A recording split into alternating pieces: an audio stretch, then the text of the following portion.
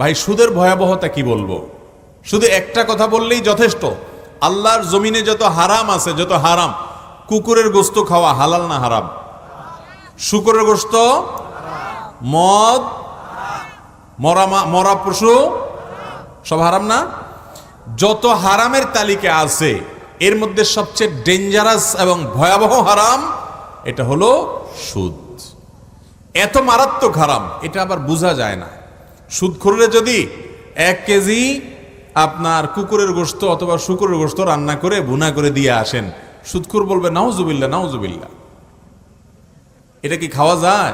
আমি মুসলমান না, কিন্তু উনি কি খাচ্ছেন? সুদ খাচ্ছেন।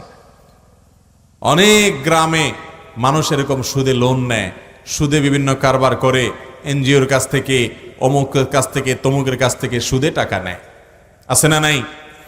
এই সুদখোরদেরকে বলবেন, ভাইরে এই সুদের কারবার করার চাইতে তুমি একটা মরা গরুর গোশত 1 কেজি খাও, সেটা বরং গুনাহ একটু কম হবে। সেটাও গুনাহ, কিন্তু পরিমাণ একটু।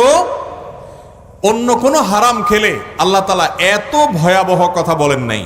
আল্লাহ বলেছেন ফাআযানু বিহারবিম মিনাল্লাহি ওয়া রাসূলি, যারা সুদ খাবে, সুদের কারবার করবে, সুদের সাথে জড়াবে, তারা যেন আল্লাহ এবং তার রাসূলের সঙ্গে লড়াইয়ের জন্য প্রস্তুত হয়।